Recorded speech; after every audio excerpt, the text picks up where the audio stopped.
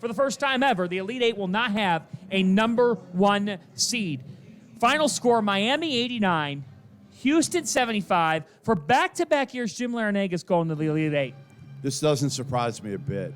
Again, we saw Miami against Indiana, and we saw their athletic guards. Isaiah Wong, Nigel Pack was awesome tonight. Awesome. Jordan Miller and Wong have had Elite Eight experience a year ago. Norchad is as tough as any Houston big.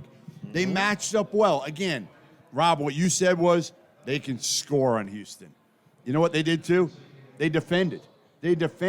They're tough. They're athletic. They're quick. They play loose. They got in transition to get easy baskets. That was the big thing. They were able to force turnovers so they didn't have to go up against Houston's set defense. And honestly, it didn't even matter. They put up 89 points on Houston. It's amazing. Norchad held his own in the paint. And this is what I told you, man. This is what I told you. I see you laughing, Fana. No. Good offense. You've told us so much. Yes, I know. So much. Good offense is going to beat good defense, right? At the end of the day, great offense beats great defense. If you are a great offensive player and a great shot maker, it doesn't matter what you do to guard them. I thought Houston had enough going into the tournament. I just didn't like this matchup. After watching Miami in person last week, I was like, holy shit, like, these guys have everything you need.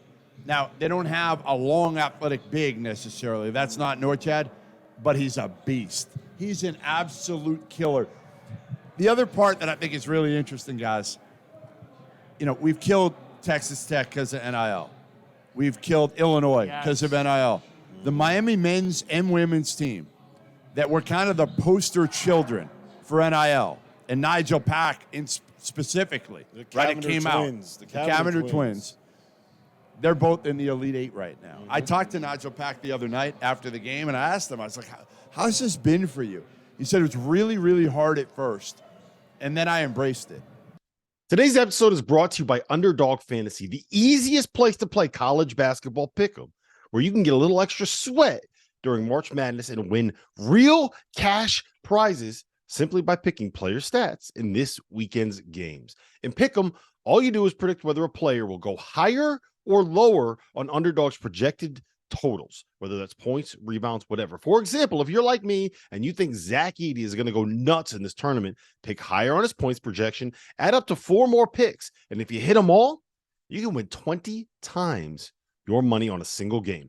Underdog's slick mobile app is easy enough that dummies like Jeff Goodman have even figured it out. So go to UnderdogFantasy.com or download the app and use the code FIELD, F-I-E-L-D, and Underdog will match your deposit up to $100.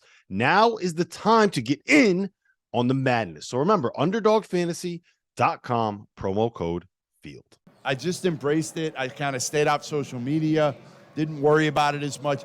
And the thing, talking to Nigel Pack and Norchad, they're just likable dudes. So I think, honestly, in that locker room, we worried how it would translate, but they're so easy to like.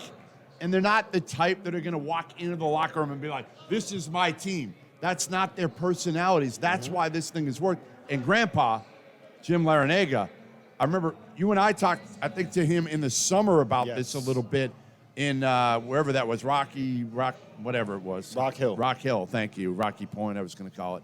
And he wasn't worried about this at all. At all. Because Larrañaga's got a way about him. He's got a way about him where, again, he's laughing, he's joking. He is the grandpa that everybody likes, tells stories, keeps these dudes loose. And you could see it again tonight. Houston got tight.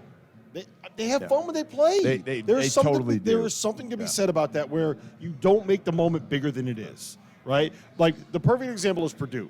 You could see it in those kids' heads that they made the moment bigger than it was because they were a 1 seed and they were playing a 16 seed, and they knew it was a tough matchup.